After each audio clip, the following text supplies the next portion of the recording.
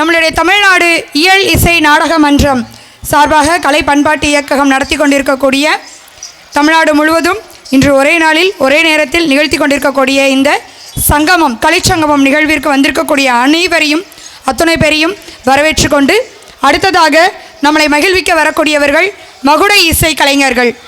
இதுவரையிலும் தென்னகத்தின் நாதசுரத்துக்கு தனி மரியாதையை ஏற்படுத்திய நெல்லை மண்ணின் காரக்குறிச்சியாரின் ஆசீர்வாதத்தால் இங்கே நையாண்டி மேள கலைஞர்கள் பணக்குடி சிவா அவர்கள் சிறப்பாக நையாண்டி மேள இசையை வழங்கினார். அவர்களுக்கு துணையாக கரக நிகழ்ச்சியை நெல்லையை சார்ந்த சுடலக்கணி அவர்கள் நமது பாரம்பரிய நிகழ்ச்சியான கரகம் நிகழ்ச்சியை நிகழ்த்தினார்கள்.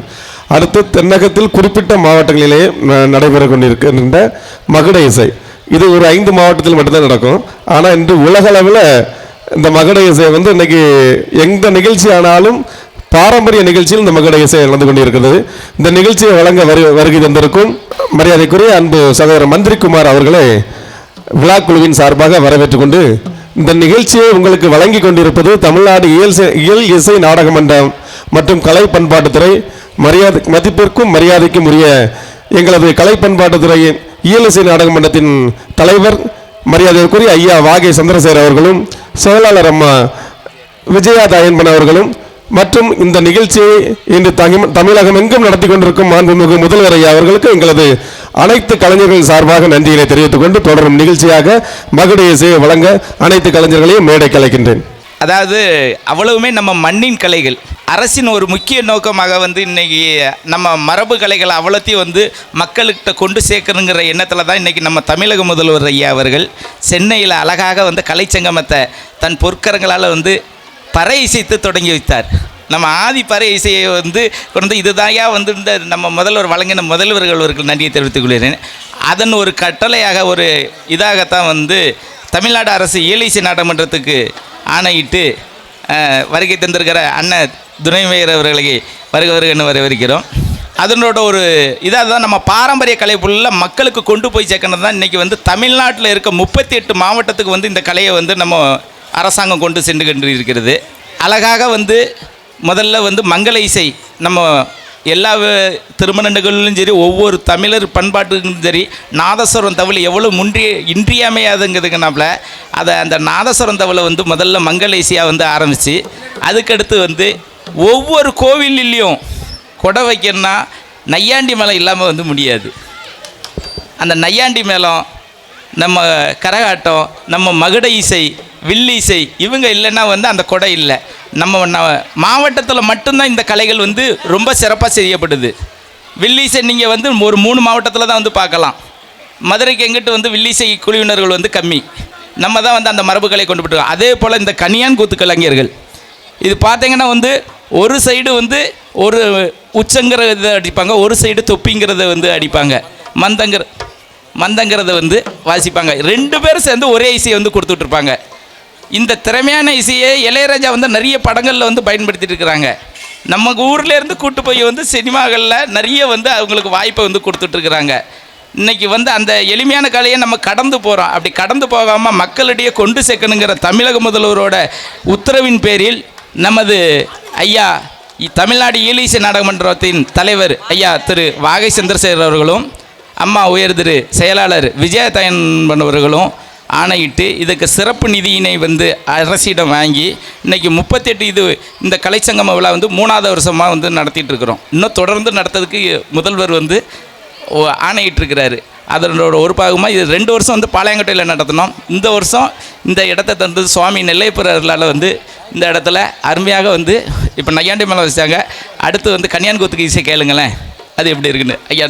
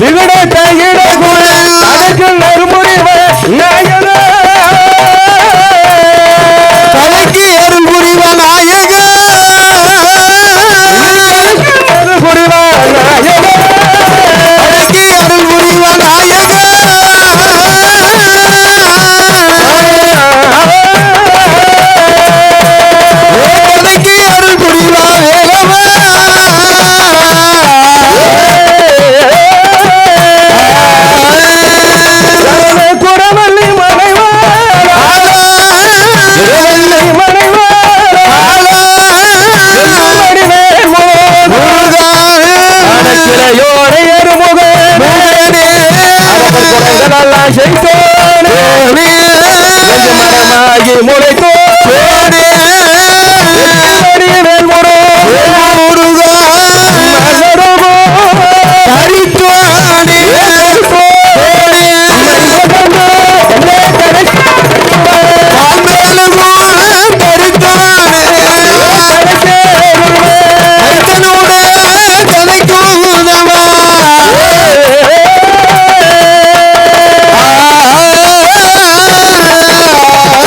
பாடுகிறேன் நானும்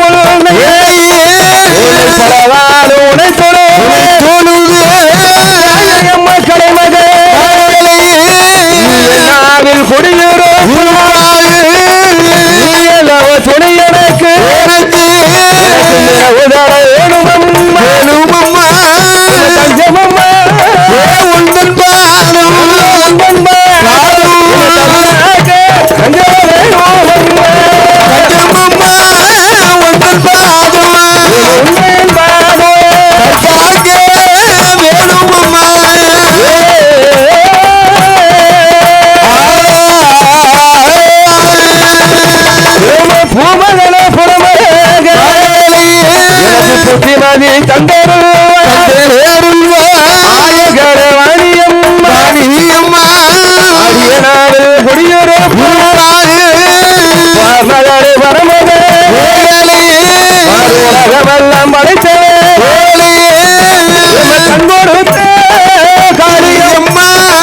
கதைக்கு முன்னால்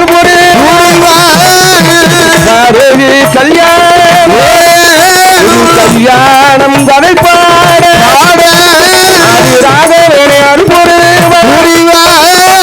நாட்டிலையும் நல்லை நாடு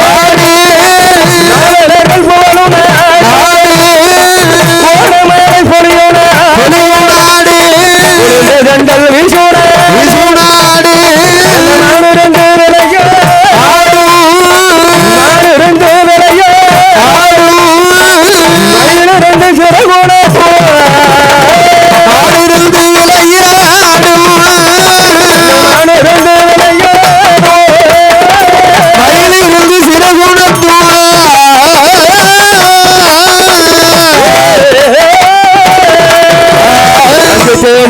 தனிசோடு செல்வமுள்ள நாடது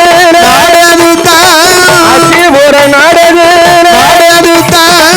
தர்க்கமோடி ராஜமல்லி பெண்ணாரோடு மன்னவரும் தேவியும் மனமையும் ஆண்டு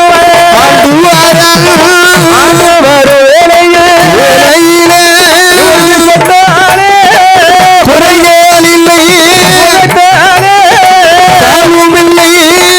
மறிதையும் பொன்னாலே மடப்பள்ளியும் தங்கத்தாலே ஆண்டவன் அருளாலே எல்லாம் நல்ல சுகத்தோடு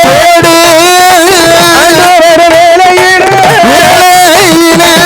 பிள்ளை இல்லா குறையாலே சிவனார் அருளாலே அம்மையுமை பார்வதி தாமரை குலமதி அந்த தாடையிலே அவதரித்தாள் தாடை பிராட்டி தாசாணி என்று சொல்லி ஒரு நாளும் வளர்த்து வர அந்த தாசாணி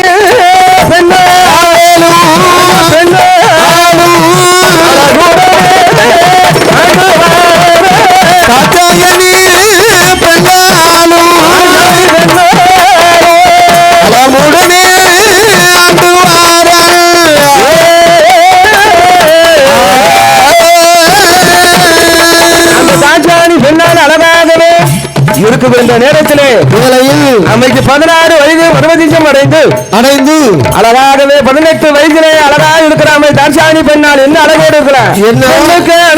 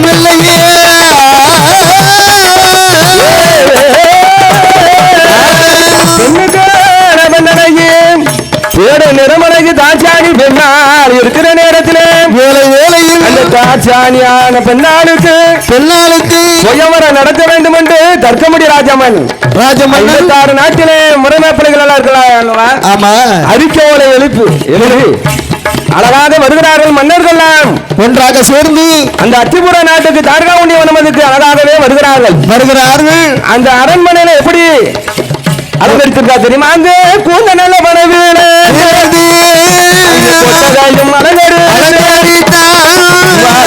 பணவீடு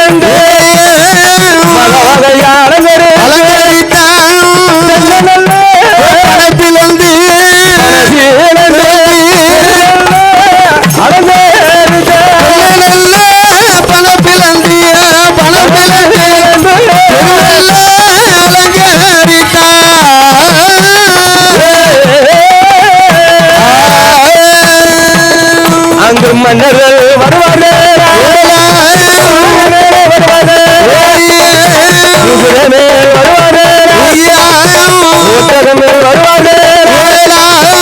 அத்திபுரம் நாடகரு மன்னர்கள் வருவனே காரணோ நடக்குறை இந்த தர்க்கமுடி ராஜமன் ராஜானிய தாண்டனையில் ஒரு மாலையை கொடுப்பான் மாலையை வீசுனே யாரோட கரமல் மாலை விழுமா உந்தனுக்கு மனவா என்று சொல்லி நேரத்தில் மாலையை தாண்டான் ஆண்டவனை தான் நினைத்து சொல்லட்டி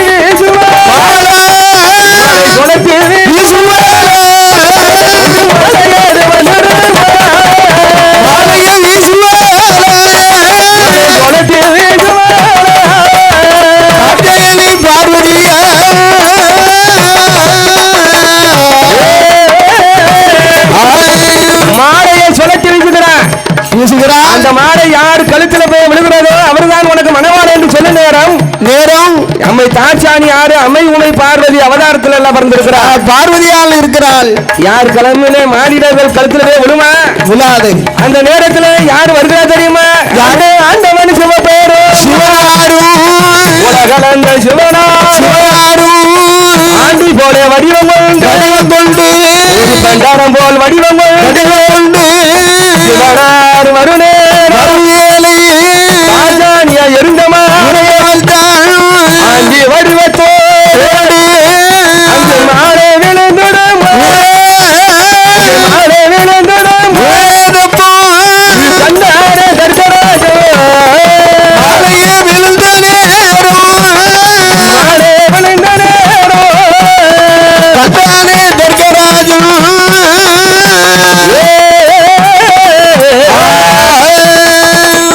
ஆண்டவன் சிவனார் ஒரு ஆண்டி போல வடிவம் கொண்டு நிக்கவே கண்டான். தாசாணிக்க இந்த ஆண்டி தான் மனவாளன என்ன என்று சொல்ல ஏளனமா சொல்கிறார்கள். என்ன ஓ ஆண்டி வந்தாரமே நீ சிறிது நேரத்தில் தாசாணிக்கு மனம் திருமணம் நடக்கும். திருமணம் முடிஞ்ச பிறகு உங்களுக்கு சாப்பாடு தருவாங்க. அதனால இந்த அரசர்கள் எல்லாம் கூடி இருக்க இடத்துல ஆண்டிக்கு என்ன வேலை?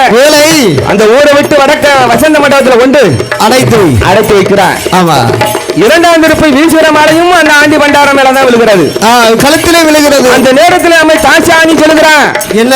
கர்த்தராஜனிடம் சொல்லுகிறான், தந்தையே இந்த மூணாம் திருப்பு வீசுகின்ற மாலையான யாரு கடமதிலே விழுகிறதோ அது ஆண்டியா இருந்தாலும் சரி அரசனாக இருந்தாலும் சரி எனக்கு மனவாளன் என்று சொல்லி அந்த தாட்சாணி சொல்ல நேரம் மாலையை வாங்கி அங்க சொல்லட்டும் இல்ல